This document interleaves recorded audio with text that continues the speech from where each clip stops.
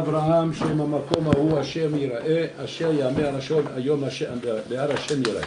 Donc là on nous amène la Kedat Yitzhak. La Kedat Yitzhak était le Nisayon le plus grand Bichlal qui n'a jamais existé dans toutes les générations et qui n'existera jamais dans toutes les générations. C'est le Nisayon le plus grand que le monde a connu.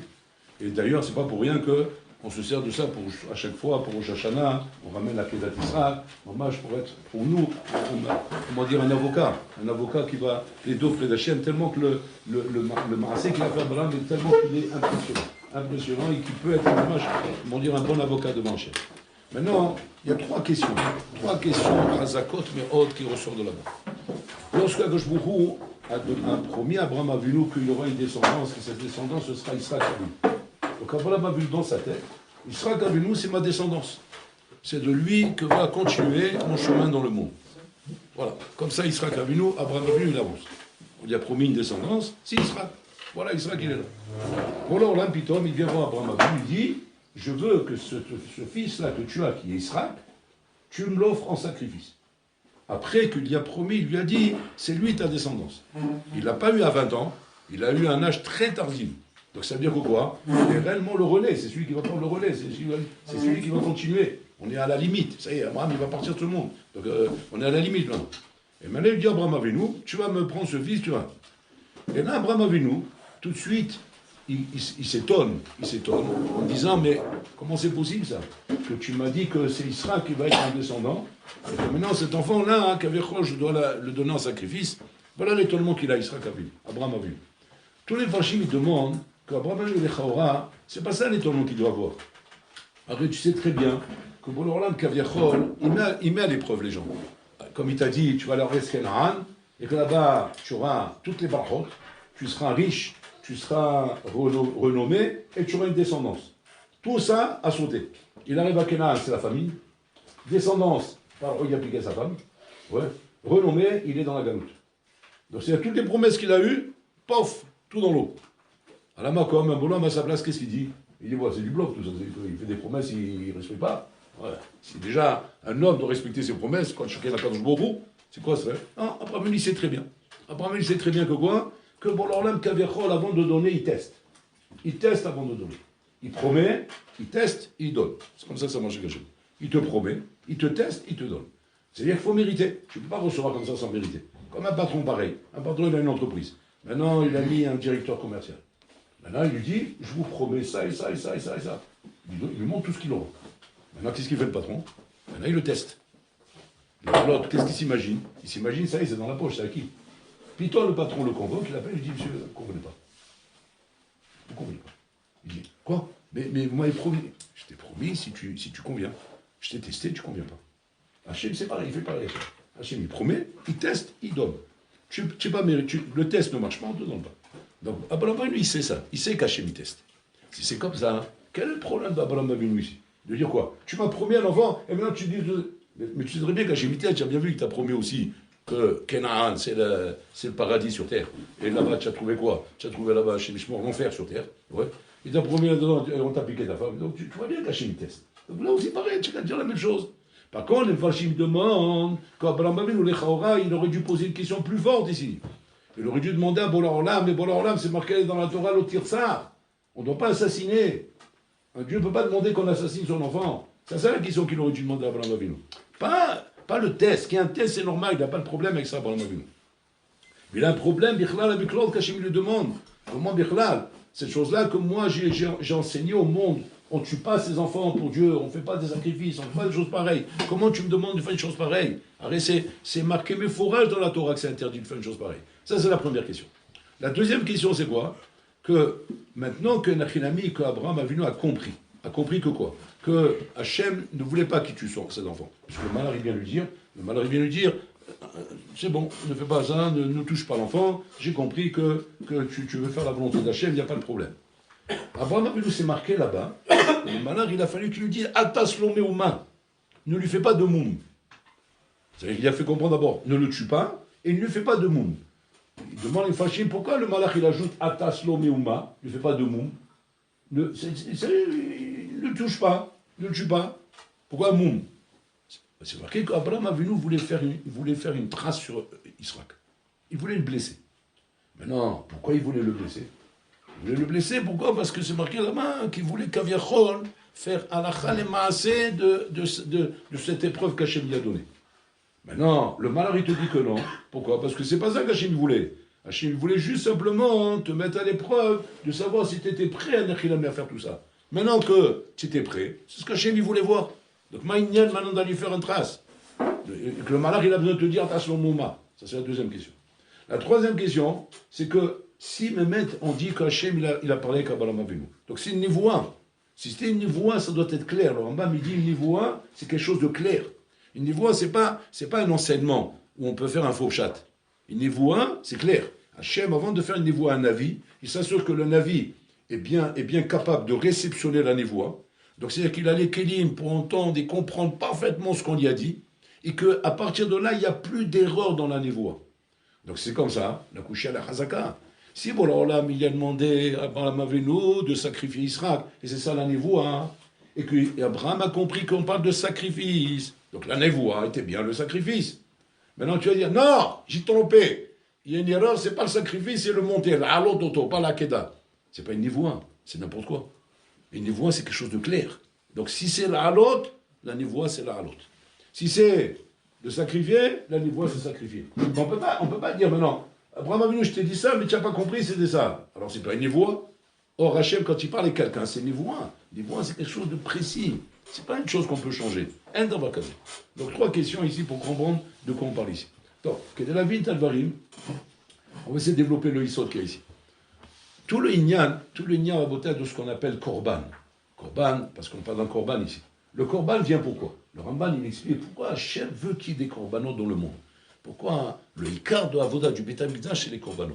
À quoi sert le Korban? Le Korban, il sert à montrer à Hachem, chez En Milevado, que c'est toi la mitzvah de ce monde et que tout doit être sacrifié devant toi. Kaviachol, rien à part toi n'est une valeur dans ce monde. Et la preuve, voilà, on prend l'animal, on le sacrifie devant toi. Normalement, il aurait fallu que l'homme se sacrifie devant Hachem, pour montrer que En Milevado. Le Ramban, il explique que pourquoi on ne demande pas à l'homme de se sacrifier. Parce qu'étant donné que l'homme représente une multitude infinie de Bechira, donc on ne peut pas maintenant annuler toute cette Bechirote-là qu'il a, tous ces choix qu'il a dans la vie de pouvoir sanctifier le nom d'Hachem, et choisir une Bechira, qui est le sacrifier. Non, on n'est pas Mevatel, élève Bechirot, je suis Bechira Achat. C'est le chavé. Par contre, un animal n'a pas 10 000 Bechirot. Un animal, c'est vivre ou mourir. Alors, vivre ou mourir, une Bechira, ok, donc on peut le sacrifier pour sanctifier le nom d'Hachem. Très bien. C'est une Bechira, pour une Bechira, là ça va. Mais je ne peux pas dire maintenant, je prends un Ben Adam, qui peut faire 10 000 Kiddush Hachem dans sa vie, 10 000 manifestations de la grandeur d'Hachem dans le monde, et tu vas le prendre et tu vas le sacrifier sur l'autel. Non, c'est pas chavé. Ça, on ne fait pas ça. C'est pour ça qu'Hachem ne demande pas le sacrifice de l'homme. Il demande le sacrifice de l'animal, juste pour montrer qu'on a compris chaque col mitbatel devant Hachem, que tout s'annule devant lui. Donc le but des sacrifices, c'est d'arriver à la Madriga de En Milvado. Comprendre qu'Hachem, il unit dans ce monde et tout s'annule devant lui. Ça, c'est le lien de Korban. À partir de là, la question était la suivante. Quand Hachem, il demande à Abraham Avinu, je veux que tu me sacrifies Israël. Parce qu'Abraham Avinu, il a reçu une névoie. Dans la névoie, il ne s'est pas trompé. Et dans la névoie, il n'a pas à m'amener un couteau et du bois et des cordes. Ouais, pour faire la Kedah pour attacher Israël. C'est pas du dimion. C'est pas, on va dire, non, il a compris que c'était juste une promenade pour monter en haut de la montagne, et après on redescend. Et en attendant, il a pris le couteau, et à quel écart que Israël qui lui dit, ah ben, il y a tout ce qu'il faut pour le sacrifice. Où il est le sacrifice? Aya c'est là. Où il est le korban? Il voit qu'il y a tout. C'est-à-dire qu'il a bien reçu en niveau qu'il faut faire un korban. Israël lui pose la question, où il est le korban? Il lui répond, Hachem ira c'est là. Hachem décidera c'est qu'il a assez. Il ne veut pas lui faire peur. Mais c'est vrai qu'il y a un korban ici. Donc la névoie, elle a bien reçu, c'est un korban, c'est un kedah, c'est une shrita. Alors la question revient. Arrête, bon, l'Orlam ne demande pas de sacrifier un homme, parce qu'un homme représente Rabotai une multitude infinie Rabotai de Bechirot qui vont être une sanctification du nom d'Hachem. On ne va pas sacrifier tout ça pour un sacrifice, c'est pas possible. Kalva Chomer Israël Avinu, qui représente la suite d'Abraham Avinu. Tu rigoles quoi? C'est sûrement pas lui qu'on va sacrifier. Donc comment on peut faire une chose pareille? Là-bas, Abraham Avinu s'est dit la chose suivante. Il s'est dit, c'est possible cette chose-là. Si jamais Israël Avinu n'est venu au monde que pour sa béchira. Il n'est venu au monde que pour sa béchira. Yitzhak Avinu n'a pas une multitude de Bechira, il a une seule Bechira. Laquelle? D'être en latémima. D'être un sacrifice pour Hachem. Voilà. Comme un animal, il a juste la Bechira de vivre ou mourir, lui aussi c'est pareil, c'est vivre ou mourir. Donc il peut être un sacrifice pour Hachem. Hachem, maintenant, sans que moi je ne peux pas décider ça. Je ne peux pas décider maintenant que Israël sera un sacrifice pour Hachem. Comme Abraham, il leur dit à tous, ne sacrifiez pas vos enfants au molaire. C'est à soi de faire ça. Tu ne sais pas, toi, si ton enfant, il a une Bechira ou il en a plusieurs. Donc je ne peux pas te permettre de prendre l'enfant et de le sacrifier. Mais quand Hachem donne une névoie, il te dit, tu le sacrifices. Ça veut dire quoi? Quand Hachem te dévoile que lui, il n'a pas de Bechirot, il n'a pas plusieurs Bechirot, il en a une seule. Donc s'il a une seule, Vadaï, Abraham Avinu peut enseigner au monde et dire que dans ce cas-là, il convient de le sacrifier. Parce qu'Hachem le demande. Donc on a répondu déjà à la question, à la troisième question. La névoie, elle était bien de le sacrifier. Il a fait mot. Les Chora, on a dit que les Chora, c'est rien que les korbanot, rien que les animaux qu'on sacrifie, mais pas les hommes. Ici, Abraham Avinu s'est dit, puisque j'ai reçu une névoie d'Hachem de le sacrifier, ça veut dire que quoi? Qu'Abraham Avinu, Kaviachol, il n'a qu'une seule Bechira. Et donc, il doit le sacrifier. Il a fait mot. À partir de là, Abraham Avinu n'a plus de safek. Il a compris ce qu'il faut faire. Donc il prend le couteau, il prend la corde, il prend le bois, il prend tout ce qu'il faut. Et le sacrifice, c'est Israël. Seulement, pour ne pas le faire peur, on ne lui dit pas. Mais c'est lui qui va le sacrifier. Et donc il arrive là-haut, il attache. Comment on attache un sacrifice? Et là, Israël, il a compris que c'est lui le corban. Et à ce moment, il dit, attache-moi bien, parce que je suis qu'un homme et pas un animal, et je risque de me débattre, de ne pas me laisser faire. Donc attache-moi bien. Donc il attache bien son fils pour le sacrifier. Et là, Pitom, il se passe le truc, là c'est la dernière question à laquelle on ne comprend pas. C'est que le malach, il vient, il dit, Tishlar yadecha el anar. N'envoie pas ta main, ne lui fais pas la shrita. Ve'al taslo meuma. C'est-à-dire, ne le sacrifie pas. Et là, à ce moment-là, toutes les questions reviennent. Attends, mais je comprends pas. La névoie, on l'a bien compris. Abraham Avinu l'a bien compris que quoi? Qu'il fallait faire la shrita. Donc si la névoie était comme ça, c'est que Behemet, Hachem lui a demandé ça. Qu'est-ce qu'il veut ce malach? C'est un imposteur ou quoi? Il vient faire un sabotage. Après qu'Hachem lui a demandé de faire ça, lui vient nous dire que non. Et il y a plus que ça. Il lui dit, va taslo meuma. Abraham a vu au cœur, mais les pharaons, je fais quelque chose. Parce que Hachem a demandé ça. Non, tu ne touches pas. Maïnia, c'est quoi la Hishboun ici? Alors écoutez bien.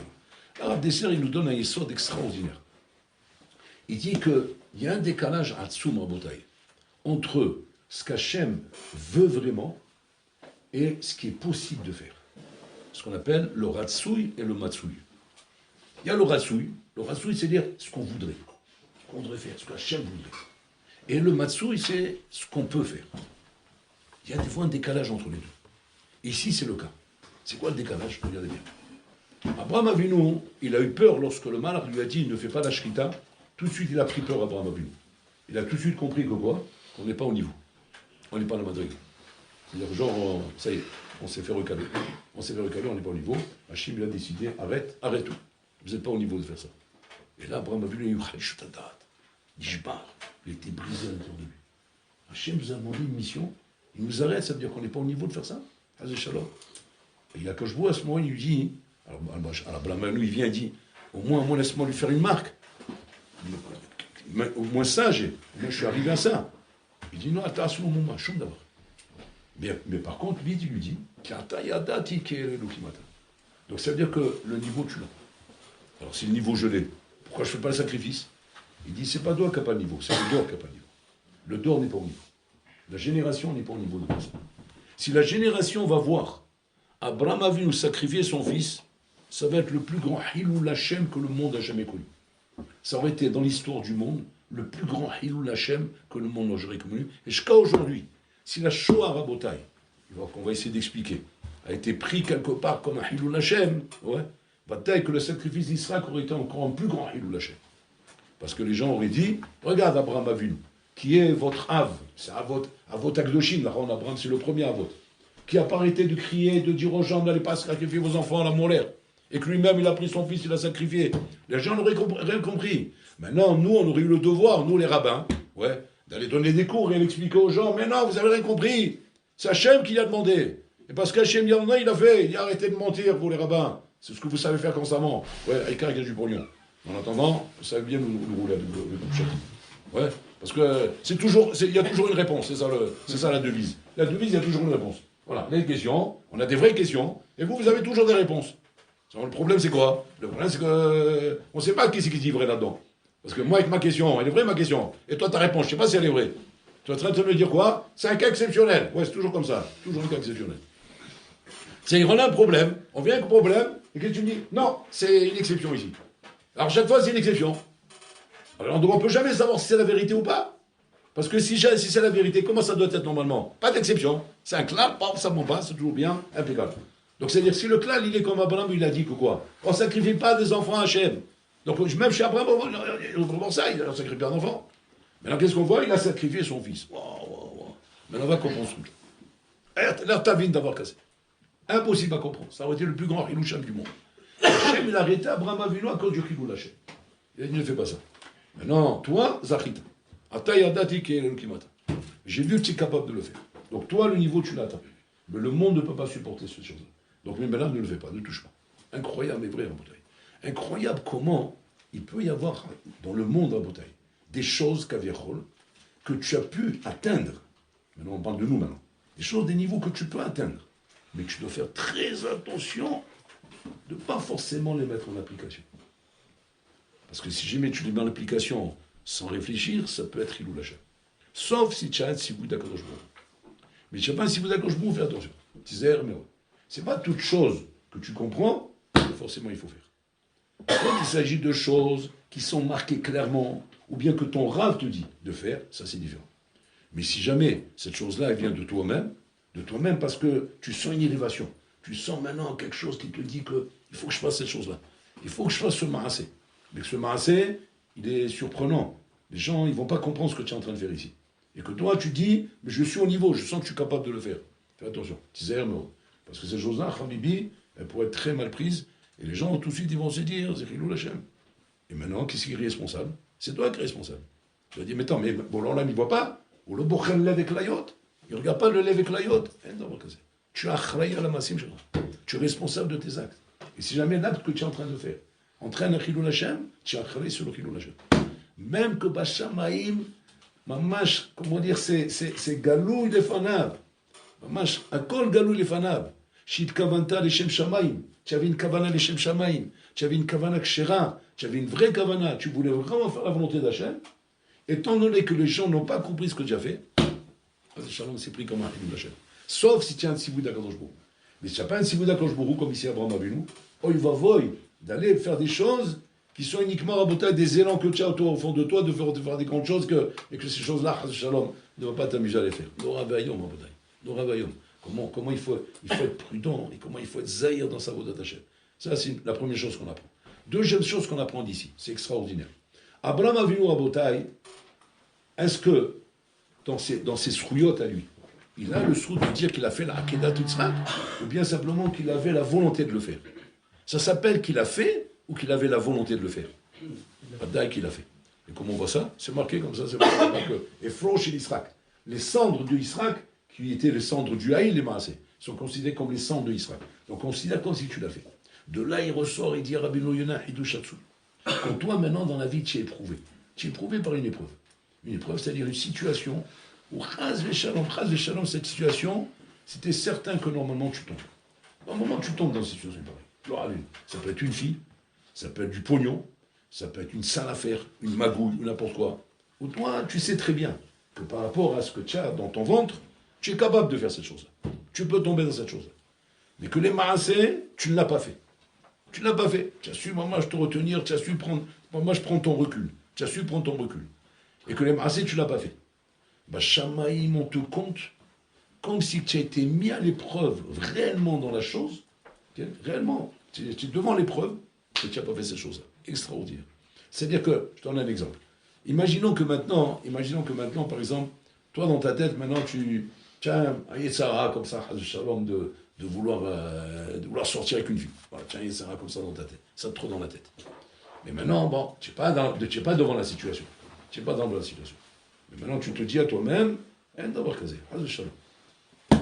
me laisserai pas faire une chose pareille, parce que cette chose-là, dès qu'elle est interdite, bon, alors là, il n'est pas d'accord avec ça. C'est Hilou Hachem. Donc je m'interdis de faire cette chose-là. Tout le monde aurait dit dans un cas comme ça que quoi? Kol hakavod, kilo marshava tova. C'est mirshav marshava tova. Alors on ne peut pas considérer que ça, il s'agit de maasé tova. Marshava c'est une chose, maasé c'est autre chose. Quand c'est qu'on va dire que c'est maasé? Que si tu mets à l'épreuve, que si maintenant tu es parti dormir, la pinière, c'est invraisemblable ce que je dis, mais j'invente. Ouais. Et là-bas, qu'est-ce qui se passe? Il y a une là dans le lit. Waouh! Je dis, qu'est-ce qu'elle fait là, celle-là? Je dis, je mort. Et maintenant, au lieu de tomber, tu t'es sauvé. Waouh, comme Yosef Hassani. Il y a non, Yosef ça. C'est maasé. Ça, effectivement, ça vaut quelque chose de très grand là-haut, parce qu'il y a un maasé. Tu étais vraiment devant l'épreuve, et il manquait rien pour faire la bêtise, et là, au Hachem, tu as pu te sauver. Poche maasé. Ma question, c'est pas ça. Parce que là, Vadak, il n'y a pas de safek, Vadak, il y a un maasé, qu'on l'a kavod. Ma question, c'est que maintenant, on n'est pas devant le maasé, on est dans la marche à 20.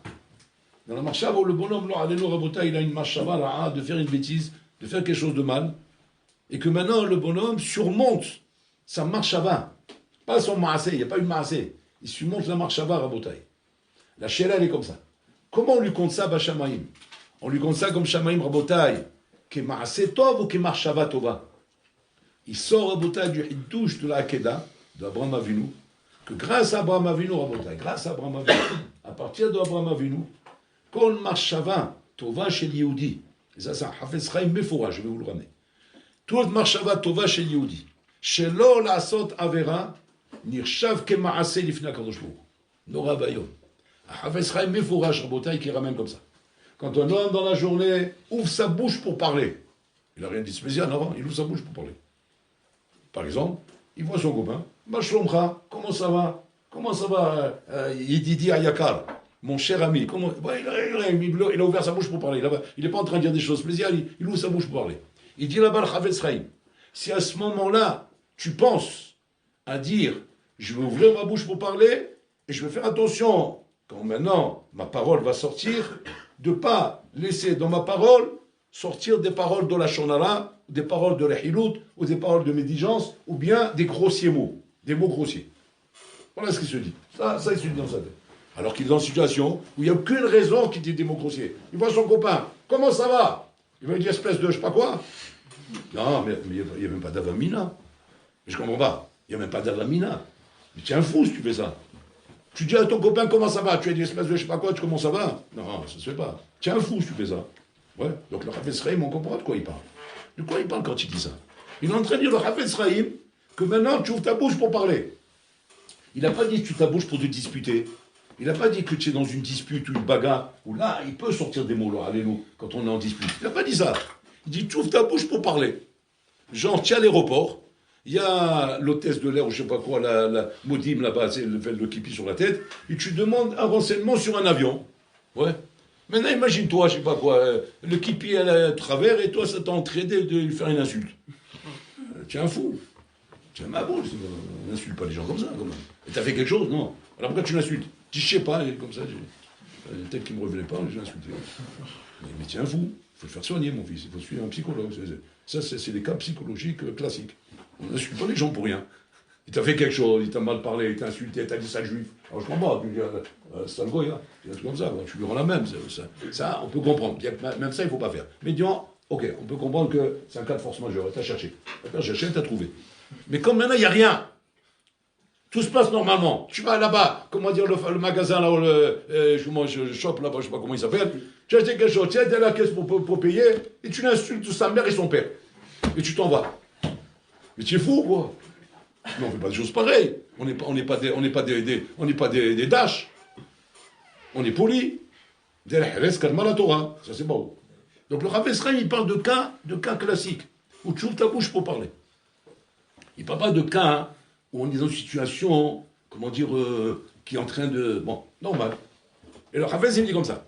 À chaque fois qu'on ouvre sa bouche pour parler, on rentre dans le nisayon de faire sortir de sa bouche soit des mots grossiers, soit parler la shonara, soit faire richilout, soit dire des mots qui ne sont pas bien, etc. Bon, ça c'est vrai. Ça, je comprends qu'effectivement, que quand on ouvre sa bouche, Kaviachol, on se met à risque. Il y a un risque quand tu ouvres ta bouche. Mais quand même, on contrôle un petit peu quand même. Le Hafez Chaim dit comme ça. Si à ce moment-là, tu ouvres ta bouche, c'est incroyable ce qu'il dit, hein, c'est puissant. Moi, je suis impressionné quand il a dit ça. Que chaque fois que tu ouvres ta bouche, juste avant d'ouvrir ta bouche, tu te dis, Ani chayav hashav lizaer, je dois faire très attention. de ne pas parler les chilout, de ne pas parler la shonara, de ne pas dire des mots grossiers rouler. Alors que quoi? Alors que même, on parle même d'un bonhomme que de sa vie, il ne dit pas des mots grossiers. Et il est très attentionné de ne pas parler la shonara. Il fait très attention à faire le chilout. On ne parle pas d'un bal la shonara, on ne parle pas d'un bal grossier, on ne parle pas d'un phénomène, on parle d'un bonhomme normal. Voilà, un bonhomme comme vous, tzadikim, bien normal. Et que le bonhomme, il fait attention, il dit comme ça. Il dit le Chafetz Chaim là-bas, qu'à chaque fois que le bonhomme il parle, il a cette pensée, ouais, Marshivelu bolo bashamaim, on lui considère bashamaim kilou amad benisayon, chez Dibour la shonara, chez Dibour nichilut, chez Dibour nivulpe, vers amad la nisayon les maase. Amad la nisayon les maase. Pas des marshava, les maase. Incroyable. Si on lui compte la misva comme s'il a fait la chose les maase. Extraordinaire en bouteille. Extraordinaire. C'est-à-dire que tu vois de là, qui ressort de la Keda quelque chose de nifla. Que c'est pas forcément que quand tu as mis à l'épreuve les maasés, que Bachamim on te compte que tu es zoché les maasés. Non, c'est que à chaque fois que même Marshava te vient dans l'esprit et que tu arrives à te gaber là-dessus, va que cette chose-là, Rabota, te compte, va quelque chose de très grand Bachamim. Comme un maasé Bachamim. Maintenant, ces choses-là, Rabota, ils ont une grande nafkamina. C'est une grande nafkamina. Parce que on s'imagine, Rabota, que pour devenir un sadi, pour devenir, comment dire, un vrai Oved Hashem, alors il faut être mis à l'épreuve. C'est vrai, c'est logique de dire ça. C'est quand on est mis à l'épreuve. Mais tant qu'on n'est pas mis à l'épreuve, on ne peut pas réellement se dire qu'on est arrivé à une madriga de Tzilkout. Ouais. De ce qu'on apprend d'Abraham Avinu Rabotai, l'épreuve, elle est permanente. En permanence, tu en es à l'épreuve. C'est simplement d'avoir des marchavot. Ça s'appelle une épreuve. Et si dans tes marchavot, tu arrives à te dire maintenant, non, je dois faire la volonté d'Hachem, je ne dois pas tomber, je ne dois pas trébucher, okay? C'est-à-dire chaque que tu as été mis à l'épreuve et que tu as surmonté l'épreuve. Et de cette manière, les maasés, tu mitralais dans ta vodat d'Hachem, c'est-à-dire tu t'élèves dans ta vodat d'Hachem. C'est extraordinaire. Tu t'élèves dans ta vodat d'Hachem. Je donne un exemple. Un bonhomme, par exemple, il est en train d'étudier maintenant. Et il voit que le Beth Midrash, il est en train de se vider. Donc il lui vient une pensée de se dire, bon, je vais me lever aussi. J'ai l'impression qu'il y a de l'ambiance dans le réfectoire, dans la pimia. Haval, moi aussi je veux un peu profiter de l'ambiance. Je reste au Beth Midrash, c'est une bonne chose, mais s'il y a de l'ambiance là-bas, j'aimerais bien profiter de l'ambiance. Ouais. Et maintenant, dans sa tête, il se dit, non, je bouge pas. C'est une pensée qui lui vient en tête. Il bouge pas. C'est Nirshav ke Akeda Rabotai. C'est Akeda Bashamaï. Pourquoi? Parce que ce bonhomme Enachinami, il a décidé de rester alors qu'il aurait pu se lever. C'est Nirshav ke Akeda Lefina Kodosh Bourou. La même façon aussi. La même façon. Un bonhomme, il marche dans la rue, Rabotai. Il marche dans la rue. Et maintenant, il marche dans la rue, et maintenant, ses yeux ont envie de regarder Rabotai. De regarder quoi? Une Zoroba qui est passée à l'enchante. Et donc, tu as envie de la regarder. Elle est bien montée. C'est un beau cliché, quoi. C'est un beau cliché. Il n'y a pas tous les jours des beaux clichés comme ça. Donc, il a envie de faire un cliché. Et maintenant, lui, à ce moment-là, il se dit, de Man Hashem, pour toi, Bola Olam. Pas pour moi, parce que moi, je suis un Keleb. Mais pour toi, Bola Olam, je baisse mes yeux. Pour toi, Bola Olam, je baisse mes yeux. Il dit, Rabbi Yonah, Zenir Akedat Israq. C'est tellement Akedat Israq. Donc, réfléchis 2 fois quand il y a des situations comme ça. Quand tu as des yeux comme ça, regardez, c'est pas un chorma. On a regardé. Ok. Mais sache que tu as perdu de ça. Ce que tu as perdu de ça, c'est pas stam d'avoir respecté un lave d'Oraïta de l'Otatoulou. C'est vrai que tu as gagné ça. Mais c'est plus que ça ce qui est en jeu ici. Ce qui est en jeu ici, c'est quoi? C'est-à-dire tu peux être celui sur qui Hachem va bâtir, comme si tu pouvais entendre avec tes oreilles, hein.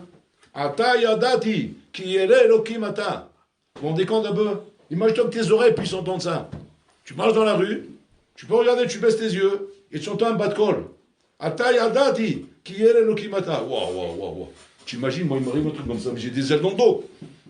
La Habibi, je deviens Baba Saga en 24 heures. Maintenant, c'est vrai, c'est Emet. Maintenant, s'il y a des années-lumière de t'imaginer que c'est Emet, ça, et que ce bas de col, il est là. C'est vraiment mal à saute que tu n'as pas des oreilles pour entendre ça. Tes oreilles sont bouchées, c'est pour ça que tu n'entends pas. Mais va dingue que ce que Hachem, il dit à Abraham, il le dit à chaque juif. Quand il voit un juif rabotage dans notre dos à nous, être capable de faire attention quand il a son iPhone, de ne pas monter sur des sites interdits, de ne pas regarder des choses qu'il ne faut pas regarder. Ouais.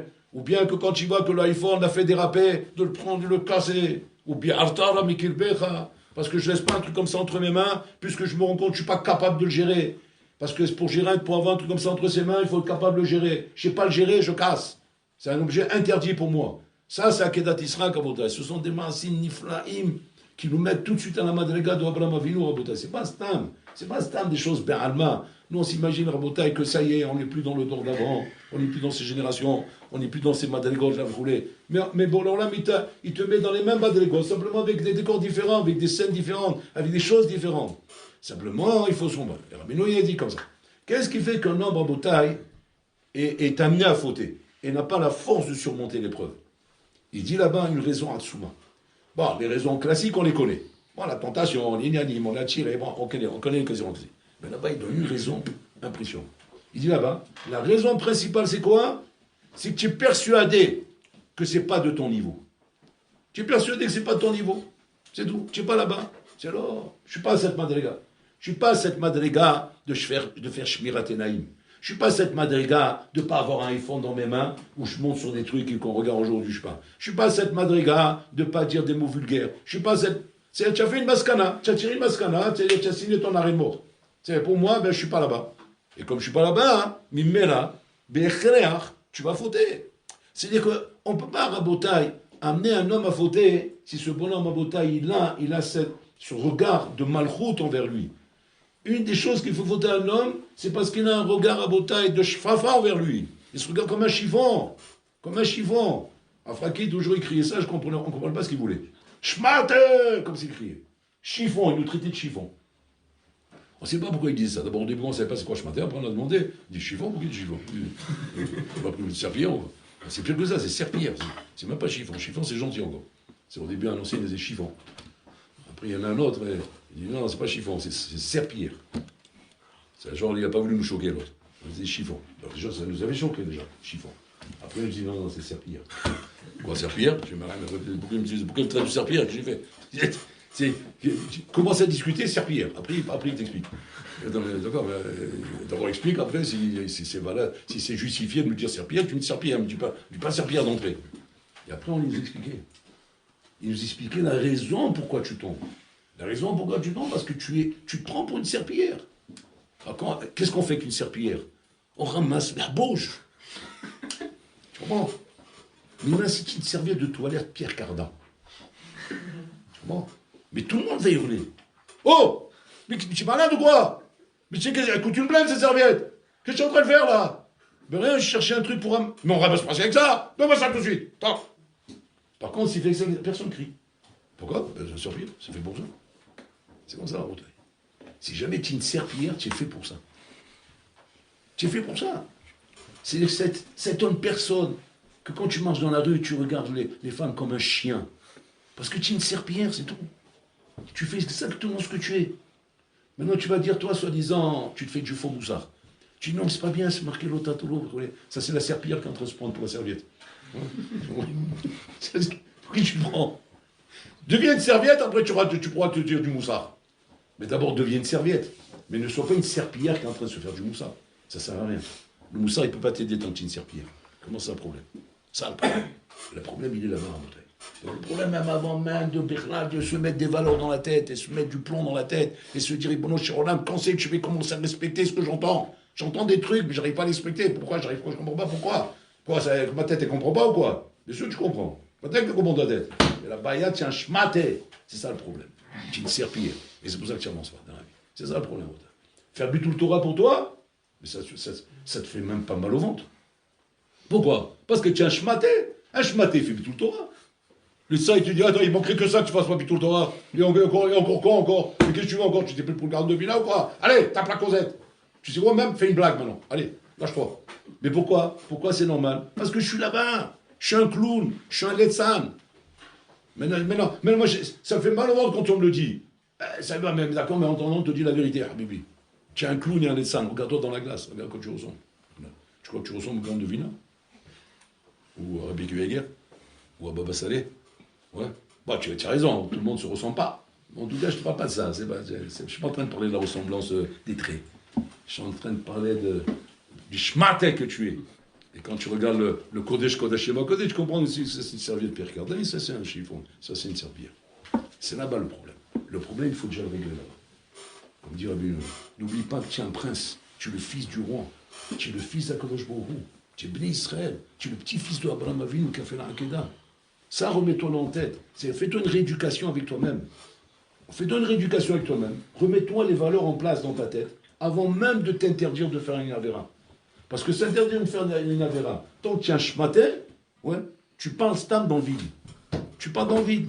D'abord, remets-toi dans la tête, Bichla, ce que tu es. Remets-toi en tête et pose-toi la question. Est-ce que c'est normal qu'un homme rachouf comme toi fasse des bêtises pareilles? Est-ce que c'est normal? Comme en justice. Vous savez, quand en justice, on attrape deux voleurs. Deux copains, ils ont volé. Un, qui a volé Rabotaï, c'est le fils du grand rabbin. Et l'autre qui a volé Rabotaï, c'est le fils du bandit du quartier, que lui, c'est un bandit notoire. Sa mère, c'est une prostituée. Et les deux, ils sont copains. Bon, malheureusement, ça arrive des fois. Ils sont copains. Ils ont fait un casse. Ils ont volé une vieille dame. Ouais. Ils l'ont volé, ils l'ont massacré, ils l'ont mis en sang, la pauvre Meskina. Et ils lui ont volé tout son argent. Maintenant, ils passent tous les deux en justice. Il y a un procès. Ouais. Je sais pas en justice, ça se passe comme ça, mais moi je dis comment il ramène Rabbeinu Yonah. Le juge avec lequel il va être dur et avec lequel il va être souple. Avec lequel il va être dur, avec lequel il va être souple. Il dit Rabbeinu Yonah, il va être très dur avec le fils du rabbin et très souple avec le bandit. Je lui dis, mais c'est le contraire. Le fils du rabbin, on ne s'attendait pas à ce qu'il fasse ça. Donc au contraire, il faut être plus souple avec lui. Alors que l'autre, on s'attendait à ce qu'il fasse ça. C'est un charmorat celui-là. Qu'est-ce que tu veux qu'il fasse d'autre que voler? Donc au contraire, non.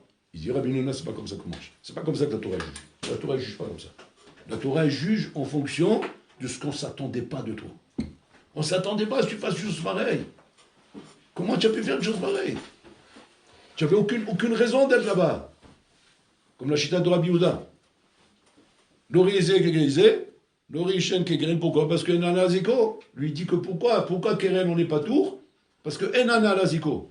Il dit pas pourquoi Keren on n'est pas tour, parce qu'il est Kavanato Lazik. Parce que Enana, pourquoi on est Chayavan? Parce que Enana Laziko. Et alors, ben c'était facile de le garder. C'est facile de le garder. Là c'est pareil. Tu es le fils du roi, tu as une Torah, tu as des mitzvot. C'était facile de ne pas faire des bêtises. C'est incroyable, nous on a le contraire dans nos têtes. Donc on dit, c'est très dur de ne pas faire des bêtises. Mais tu sais pourquoi tu te dis dans ta tête c'est très dur? Parce que malheureusement tu as perdu la valeur que tu avais. Parce que tu as un schmaté. Maintenant que tu as un schmaté, tu as l'impression que c'est très dur. Comme ce fils du roi, ce fils du rabbin qui fréquente le bandit. Il s'est pris pour un bandit. Alors pour ça il dit c'est très dur. Mais remets-toi en tête ce que tu es. Comprends que tu es un homme de valeur. Tu es un homme que c'est pas ma team que tu fasses des choses pareilles. Après, quand maintenant tu vas faire du moussard, tu vas lire les lois de la Torah, très facilement tu vas les accepter. Pourquoi? Parce que tu seras là-bas. Ce qui fait qu'on a du mal à exécuter les lois de la Torah, c'est pas parce que les lois de la Torah sont dures à exécuter. C'est parce qu'on n'est pas là-bas à Botaï. Hachem n'a pas demandé 613 misot au Goïm. Pourquoi? C'est pas des hommes comme nous? Non, parce qu'ils sont pas au niveau. Hachem ne peut pas demander 113 misot à des bonhommes qui sont pas au niveau. Qu'est-ce qu'il leur a demandé? 7 misot. Pas plus. Par contre, aux Juifs, il leur demande 613 misot. Pourquoi il demande 613 misot aux Juifs au Botaï? Parce qu'on est là-bas. Parce qu'on est au niveau. Maintenant, nous, on fait un faux chat. Qu'est-ce qu'on dit? Mais non, on n'est pas au niveau, c'est trop compliqué cette histoire-là. Il aurait fallu nous dire, nous, c'est cette misote, et on aurait terminé l'affaire. C'est pas comme ça que ça marche. C'est que toi, tu t'imagines, que tu n'es pas au niveau, c'est toi qui as un problème. Donc d'abord, fais-toi d'abord, comment dire, un nettoyage de cerveau d'abord. Et comprends un peu le niveau que tu as. Maintenant, tu dis, qu'est-ce qui m'aide dans la vie à comprendre le niveau que j'ai? C'est le moussard. Le moussard, il te remet les pendules à l'heure. Sans moussard, tu n'as aucune pendule à l'heure. Sans moussard, la vie, elle fait de toi ce qu'elle a décidé de faire. Si la vie, elle a décidé de faire de toi un alcoolique, avec de la pub, je vais te rendre alcoolique. J'ai pas besoin de plus que ça. Avec de la pub, je te rends alcoolique. Comment? Aussi facilement. Avec de la pub, je t'ai rendu alcoolique? Mais ouais. Tu sais pourquoi? Parce qu'une amie, tu ne vaux pas plus que ça. Quand dans ta tête, tu ne vaux pas plus que ça. Une pub, ça suffit pour te faire tomber là-bas. Mais quand dans ta tête, tu es le fils du roi, mais tu rigoles quoi. Qui peut te faire tomber? Yosef Hatzadik. Comment il n'est pas tombé avec la fille de Potiphar? Comment il n'est pas tombé? Elle n'était pas belle? Très belle. Elle n'était pas formée? Très bien formée. Mannequin. Miss Monde. Elle lui plaisait pas? Et comment elle lui plaisait pas? Tu rigoles, il était super excité. Il y avait des gens qui le gênaient. Non, il était seul avec elle. Quelqu'un aurait pu savoir? Personne. Yichoud total. Et dans mais peut-être il n'avait pas envie, il avait très envie. Peut-être il est vieux, il a pris de l'âge de beau, très jeune. Peut-être il est handicapé, non, très beau gosse et très svelte, sportif. C'est-à-dire que toutes les conditions sont réunies. Mais bon, Shurlam, c'est comme ça, c'est le feu à la poudrière. Comment c'est vrai qu'elle n'a pas sauté la poudrière alors, de deux choses d'une. Ou il n'y a pas de feu, ou il n'y a pas de poudrière. Mais en vérité, oui, il y avait le feu, il y avait la poudrière, pourquoi elle n'a pas sauté? Vous savez ce qu'il a fait Yosef Hatzadik? Ben c'est simple. Ce qu'il a fait Yosef Hatzadik, c'est tout de suite, d'abord, il s'est remis en tête ce qu'il était. C'est puissant ce qu'il a fait. Il n'a pas dit non, il ne faut pas faire la vera, c'est un sourd. Non, il n'a pas dit ça. Il n'a pas dit c'est un sourd. La preuve, il est là-bas. Il est là-bas, il est posé. Il est en train de se confronter à la vera. Il se met en tête ce qu'il est. Il parle avec la madame, hein, avec M. Zoloba là-bas. Il dit, tu sais, madame, comme c'est dit, madame Potiphar. Ouais. Et bon, elle le regarde, elle ne comprend pas, c'est une chienne, elle est là-bas, elle attend de passer au lit, mais lui, il est en train de lui expliquer des trucs approfondis. Il dit, mon père nous a expliqué que le Kohen Gadol, il va avoir un pectoral ici avec 12 pierres, oui. Et une des pierres, c'est moi, Yosef. Si je fais avec ça avec toi, je ne serai plus là-bas. Mais qu'est-ce qu'elle s'en fiche? Mais reparte là-dessus, là-bas, tu es pas là-bas, tu es dans la marmite, ou tu es sur la tour Eiffel, viens, on va au lit. À qui tu es en train de parler, là, je comprends pas. À qui tu es en train d'expliquer le pectoral, les pierres, l'inani. Après, il dit, il y a des fois, Hachim, il se dévoile à l'homme, et des fois, il veut parler avec lui, alors il faut être Taro à ce moment-là, et si on n'est pas Taro, alors Hachem, à ce moment-là, il s'en va, il ne nous parle pas. Tu crois que ça lui fait quelque chose, elle, ça lui a parlé avec toi, pas parler avec toi, maintenant c'est moi qui parle, maintenant qu'est-ce que tu as à faire, c'est moi là niveau, maintenant viens, on va au lit, c'est tout.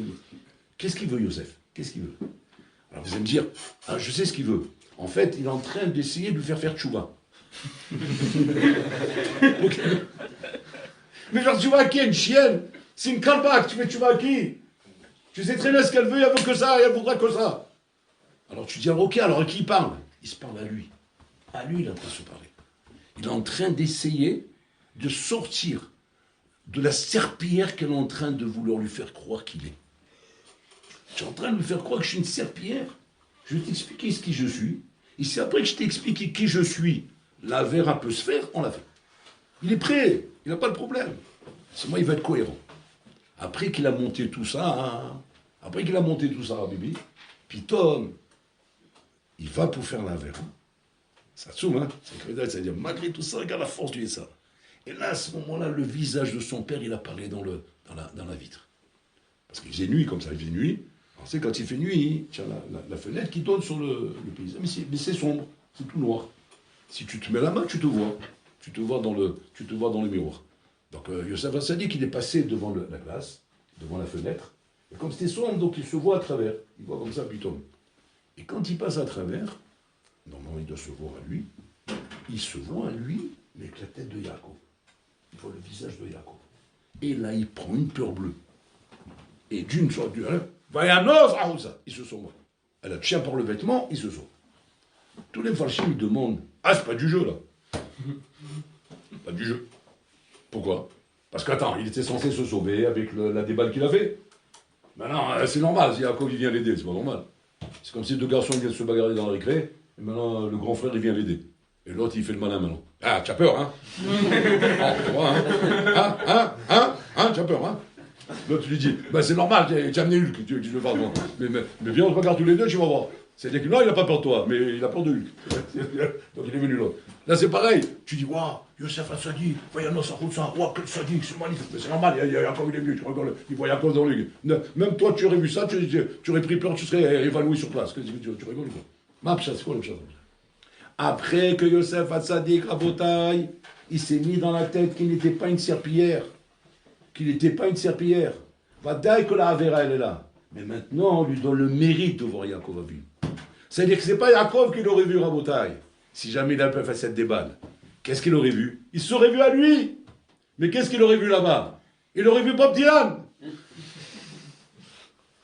Il aurait vu la tête de celui qu'il faut pour faire la Vera. Voilà ce qu'il aurait vu, Rabotai, rien de plus. Il aurait profité pour faire une petite mèche. Voilà ce qu'il aurait vu. Mais qu'est-ce qu'il a fait qu'il a vu maintenant Yaakov? Parce qu'en fait, il s'est mis dans cette condition. C'est pareil, Rabotai. On aide celui qui cède. Quand tu t'aides Enochinami à te mettre dans les conditions de ne pas être une serpillière, eh bien, bon, alors là, il envoie tout ce qu'il faut pour t'aider. Mais pourquoi il ne fait pas ça avec chacun? Parce que tu t'aides pas. Tu ne te mets pas dans les conditions. Tu ne te mets pas dans ce qu'il faut. Tu vois bien que tu entretiens ta serpillière.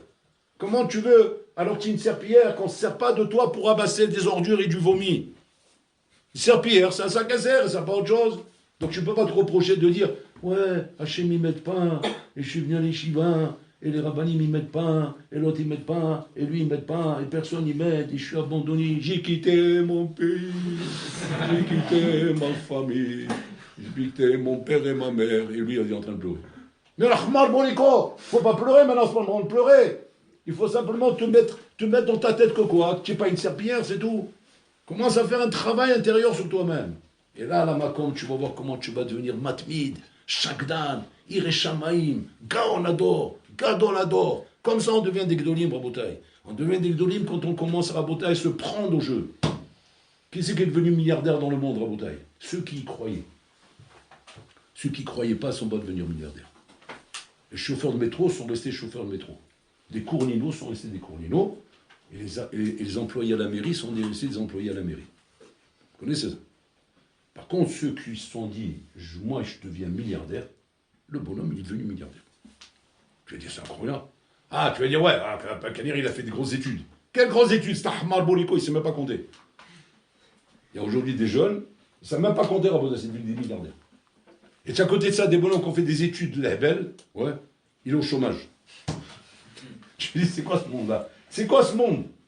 C'est incroyable. Tout est à l'envers dans ce monde, c'est quoi cette histoire-là? Comment il fait des études, il est au chômage, là, il ne sait même pas compter, il est devenu milliardaire. C'est pas possible.